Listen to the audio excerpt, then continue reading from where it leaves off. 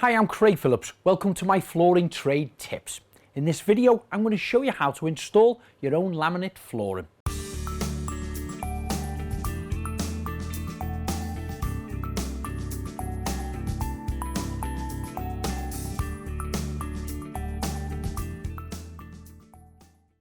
The tools and products you're going to require are laminate flooring, handsaw, set square, moist detector, rubber mallet, claw hammer, a tape measure and pencil, pulling bar, spacers, tapping block, spirit level, underlay and duct tape.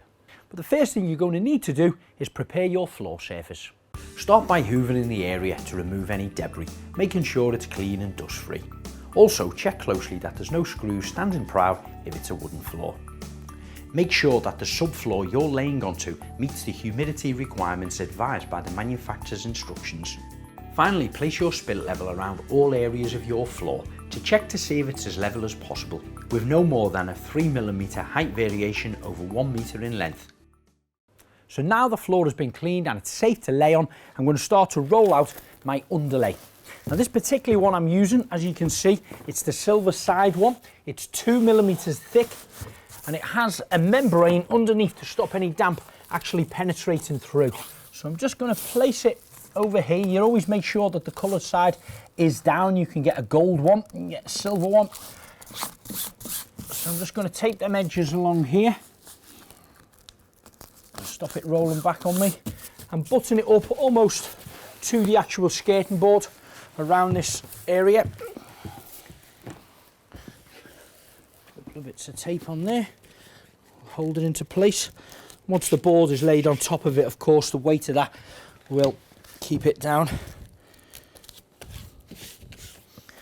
So take it all the way to the end, and then you can either use a pair of scissors or a trimming knife to cut it snug into the skating board. Again, I'll take down these edges on here.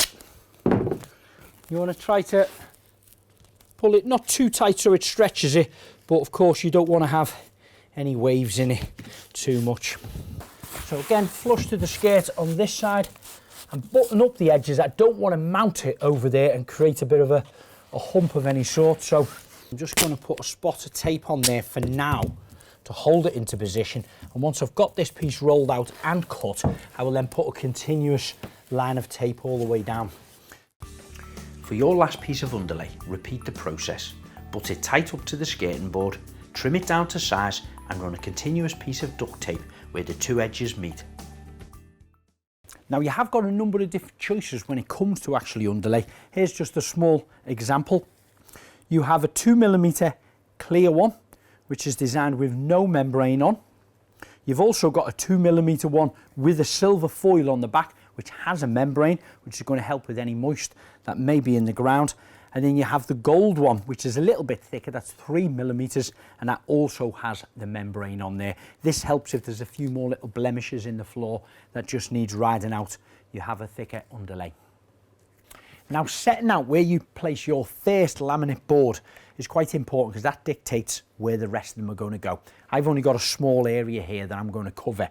Your room at home may be bigger, of course, so you'll have to take your own measurements. But a normal starting point, you would start in the one corner. You can trim off the little small edgings on there, and it can almost go butt up into the corner, leaving the 10mm expansion gap. But we'll go into the expansion gaps later. Then you would put your second plank, of course, clicking into position, and if your room at home is bigger, so on with your third, fourth and fifth board. And then when you come to the end wall, you're going to have to make a cut on one of the planks. Now, as long as that last piece exceeds 200mm, that complies to the manufacturer's recommendations on there. So you could have a cut off maybe half here, and that's all fine. The off cut of this one doesn't go to waste. That then gets brought down this end and it becomes your start plank for your second row. Now this could be about here. And then of course you will continue them on. By doing it that way, your joints are going to be relatively sporadic over there, which is fine.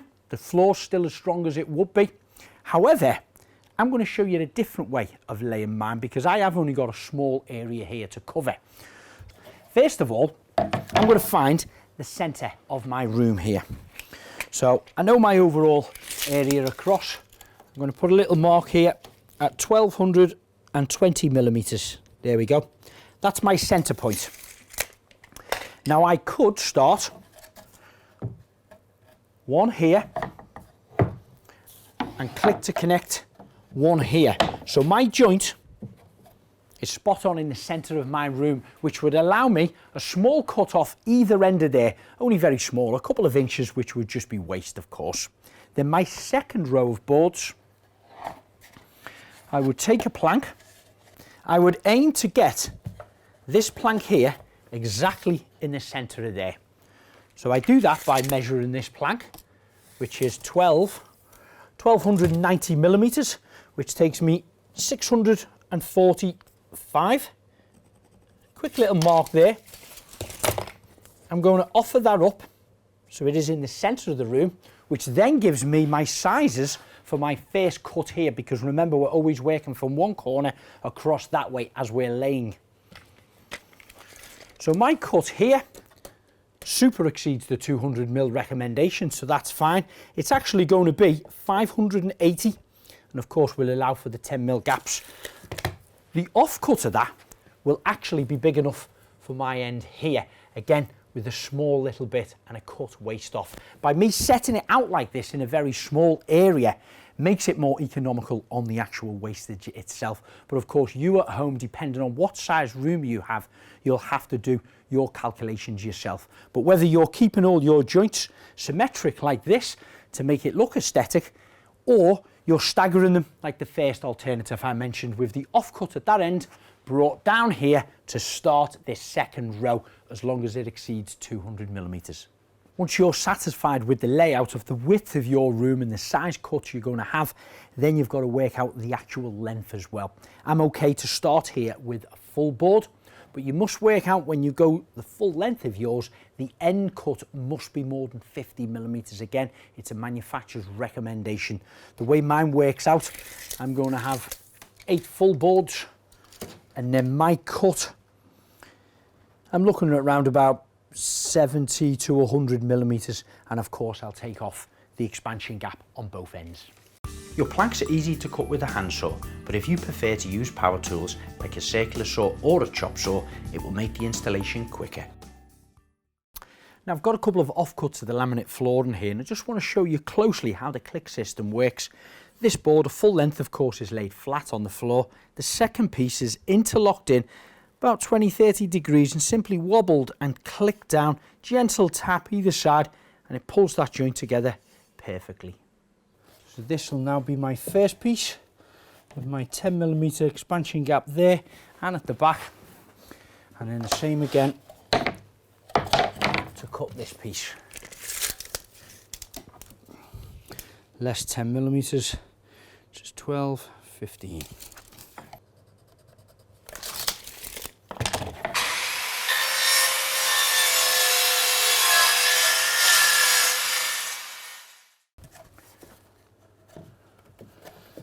This is a click system, so once I click them into position and lock them down, straight away with a little tap they're connected. I'm just going to make sure I've got my expansion gap either end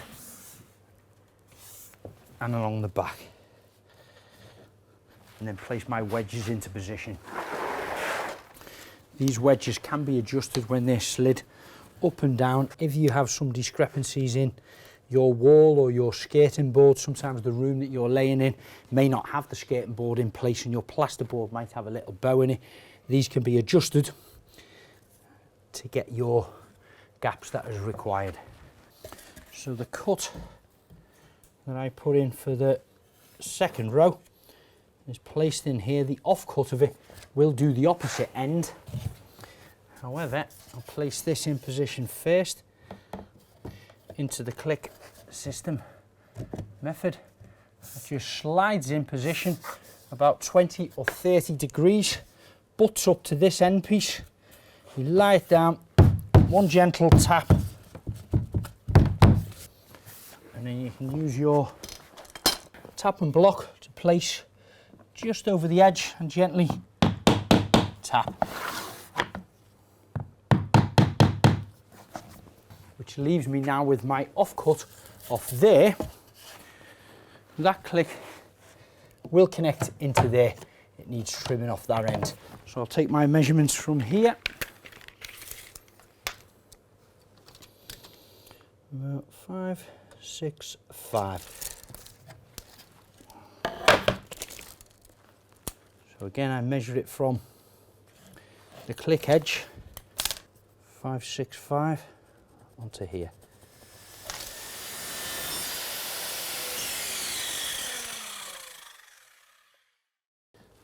Place it in, offer it up, just butt it up to the last plank.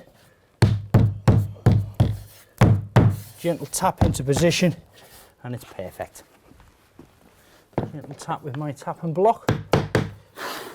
You can place your pulling bar on the one edge that's cut, place it on so it hooks into position, and then give that a gentle little tap. And it completely clicks together. So that's my first 2 rows now in position. My third row is going to be exactly the same as my first row, and so on with the second row will be the same as the fourth row.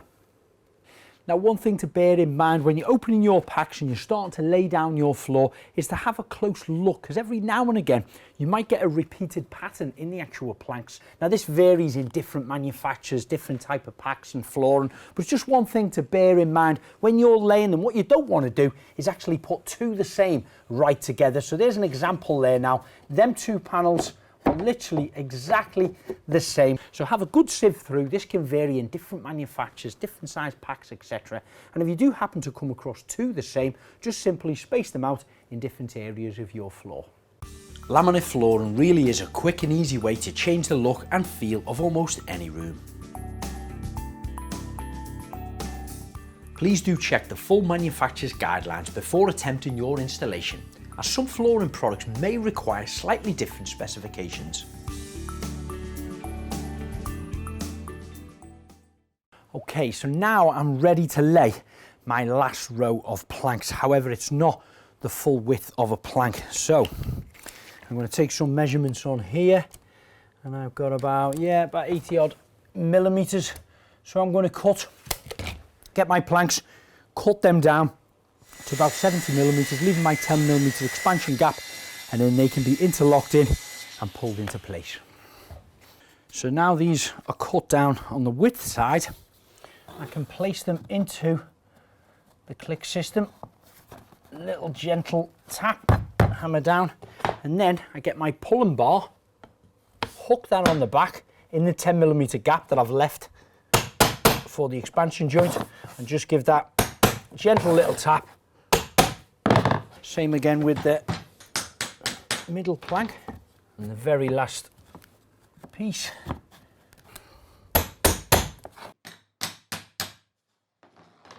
And that's my final plank now installed on my laminate floor. So all that's left to do now is remove the actual spacers and cover your 10 millimeter expansion gap. And you can do that with the Scotia bead. Really simple and quick to fit. It goes over the actual gap. It's fixed to the skirting board, and that allows the floor to actually move if it needs to. So that's my floor now complete. Hopefully I've inspired you to install your own laminate flooring. But if you're looking for more inspiration, or want to see some how-to videos, or just want to know about the products, why not visit the website flooringmountain.co.uk.